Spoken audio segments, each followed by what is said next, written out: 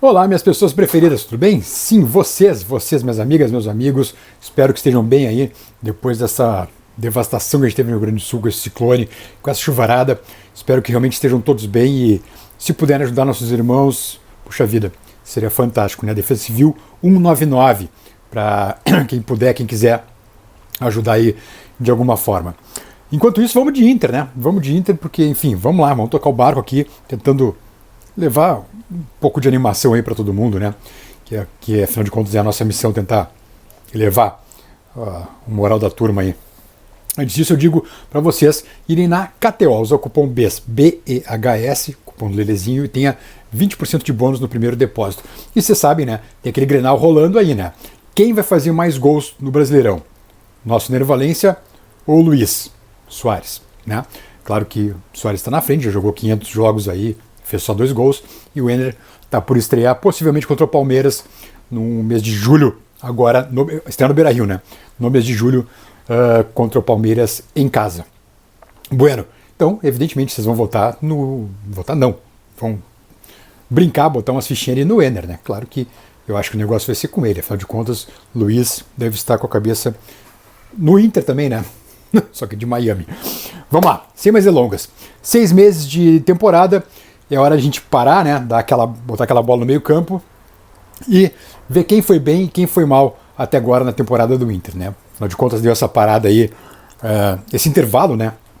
No calendário devido às datas FIFA, né? A propósito, Valência é amanhã em campo, 20 horas, horário do Brasil, em Nova York, Bolívia contra o Equador. Acho que a ESPN 4 transmite esse jogo neste sábado, 20 horas, horário do Brasil. Então vamos ficar ligado porque, afinal de contas, queremos ver nossa nova contratação em ação, né? Vamos lá, todo mundo se ligando porque temos muita fé no Enerzito. Vamos lá então, analisar jogador por jogador do Inter, como foi até agora na temporada, tá? O Mário Fernandes, eu nem vou contar porque, enfim, né? A grande decepção, talvez, o ano chegou e... aquelas coisas do Mário Fernandes, né? Mário Fernandes sendo Mário Fernandes, pediu para ir embora. Então, esse aí, vamos descartar. Eu estou seguindo aqui o site do Inter, tá? Para o elenco aqui, para não esquecer de ninguém. Goleiros Antony e Emerson Júnior, não tem nem como avaliar, porque os coitados dos guris só sentam no banco, né? Nem jogam. John e Kehler, vamos lá. John e Kehler. O Kehler se mostrou, infelizmente, um goleiro inconfiável, ao contrário do Kehler do ano passado, né? Parece que ficou no ano passado o Kehler. Então, uma atuação... algumas atuações razoáveis, mas um goleiro que...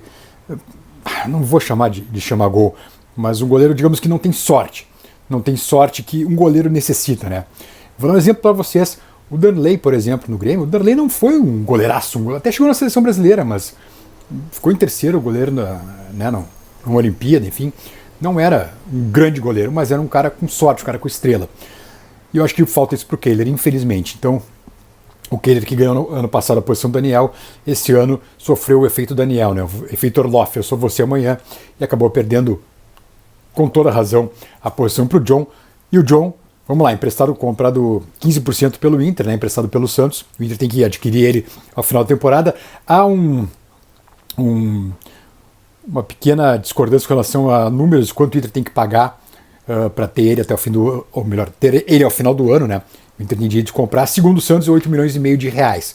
O Inter diz que é um pouco menos, mas como a gente não tem esse número, então vamos ficar por enquanto com 8,5 do Santos. John tem se mostrado um goleiraço, né? Um cara com sorte, tem 2 defesas espetaculares e mais um lance do Tassiano, que ele dá um tapinha na bola, o Tassiano se embanana todo e acaba perdendo o gol dentro do gol. Enfim, goleiro que tem sorte. John, uma temporada com estrela, novo titular do Inter, o Kehler se apagou esse ano, perdeu a vaga com toda a razão. O Felipe é um menino ainda, né? Nem jogou, então não vão avaliar. O Gabriel Mercado, bem aquém ainda daquele mercado que terminou o ano passado, né? Bem aquém ainda. É um jogador também que ao final do ano tem que renovar. Não sei se renova, acho que o Mercado vai embora. Acho que ele até pretende encerrar a carreira no futebol argentino. Então talvez seja o último ano do Mercado aqui no Inter, mas uma temporada bem aquém do que ele pode, sobretudo falhando demais nas bolas aéreas, né? Bolas aéreas. Igor Gomes, uma grata surpresa, né? Aquela coisa, ninguém esperava nada do Igor, aí o Bustos se lesiona, o Igor entra e dá conta do recado, a ponto de muita gente ter dúvida de quem deve ser o titular, Igor ou Bustos. E o Inter também tem que renovar com o Igor ao final da temporada, que senão ele se torna agente livre. no final do ano. Nico Hernandes, outra grata surpresa, gratíssima surpresa, outro jogador que a gente dava muito pouco, né? Não veio do Atlético Paranaense, mas não veio com grandes credenciais, era banco lá. Um zagueiro colombiano que, olha, tem sido uma grata surpresa. Tem se mostrado um bom jogador até aqui, seguro pelo lado esquerdo, boa saída de bola também. Enfim, acho que precisa de mais chances até. Talvez seja no ano que vem as grandes chances dele, mas até agora Nico Hernandes, uma boa contratação. Bom jogador, indo muito bem a temporada do Inter até aqui. Moledão e Vitão, vamos lá. Moledo, para mim, numa boa temporada.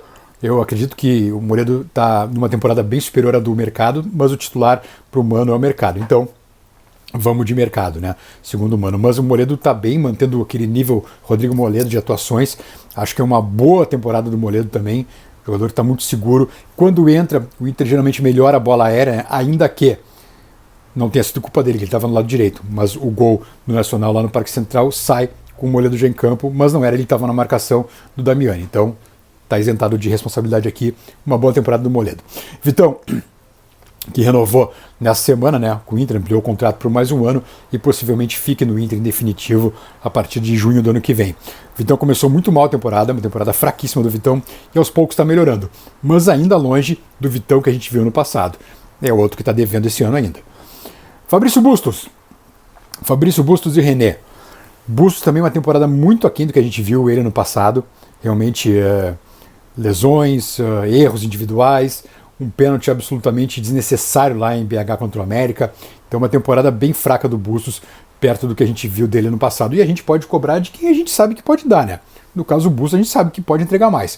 Então uma temporada muito fraca dele, a ponto de se ter dúvida se a lateral direita fica com o Igor ou se fica com ele. O René é uma temporada na média dele, né? Claro que ele ficou marcado a última lembrança nossa dele, né? É aquele gol inacreditável que ele perde dentro da goleira praticamente contra o América. Um gol que possivelmente daria a classificação para o Inter, né? 4-0 mataria o jogo. Mas o René, acho que segue na média dele, aquela média de nota 6, assim, um cara que geralmente não compromete e ajuda muito a defesa. Tauan Lara e Alan Patrick. Bom, aqui dois casos completamente opostos, né? O Tauan ainda recebendo chances. Foi bem nas chances que teve no começo do ano. Nos últimos jogos oscilou um pouco. Mas ainda é um guri. Desculpa, pigarrinho. Ainda é um menino, então a gente tem que dar uma relevada e dar confiança para ele. Mas enfim, é um jogador de futuro no Inter. O Alan Patrick, bom, não precisa nem dizer, esse é o dono do time, né? O Alan Patrick precisa de alguém que divida o piano com ele, porque senão nós vamos matar o velho desse jeito no cansaço. Mas é o dono do time até aqui, enfim, é quase que o herdeiro da camisa 10 do Alessandro, né? Porque está se virando sozinho em muitos jogos. O melhor jogador do Inter na temporada, sem dúvida, acho que depois dele talvez venha o John aí, né? Mas sem dúvida o Alan Patrick é disparado o melhor jogador do Inter no ano. Carlos de Pena e Charles Arangues. Bom, o Arangues nem jogou, né? O Arangues está aqui só por protocolo, não jogou. E é uma decepção, né? A gente esperava ver o Arangues já em campo, ainda vai demorar um pouco. Enfim, tomara que consiga jogar esse ano ainda. Carlos de Pena, outro que faz uma temporada muito abaixo do que do que a gente estava esperando, pode jogar muito mais do que tem jogado, e é um cara que a gente tem fé ainda, que acredito, né? Infelizmente, dificilmente ele estará em campo contra o Independiente Medellín, né? Se está tratando uma lesão que deve levar mais algum tempo ainda, mas é outro que está devendo bastante nesse ano, com atuações bem inferiores ao que a gente viu ano passado. Estevão e o Gabriel. Bom, o Gabriel não jogou ainda, né? Tá tentando voltar. Então fica sem avaliação. Mas é um jogador que faz muita falta no Inter, né? O Gabriel vai ser o substituto do Gabriel, por sinal, né? Depois de 8 meses parado. Estevão. O Estevão acabou se queimando, né? Naquele pênalti contra o Caxias. Acabou se queimando, também não tem muitas chances com o Mano. Então é um jogador que daqui a pouco vai seguir aquela escrita do Inter, né? Que vai acabar emprestado. Não sei. Se for emprestado, não sei se volta, porque o Inter sabe como é que é. Quando empresta um guri, o guri dificilmente... Desculpa. Um pigarrinho aqui. O guri dificilmente acaba voltando, só um cafezinho para limpar a garganta. E o Estevão é isso, não vou nem dizer que a temporada dele é ruim, porque a gente mal viu o Estevão esse ano, né? Quando viu, ele teve aquele azar de errar o pênalti. Que Tina Turner, ó, tá vendo? Tina Turner curtindo a live. Gabriel Baralhas. Baralhas. Aquela coisa meio Barão de Tararé, né? De onde não espera nada, que aí mesmo não sai nada, né?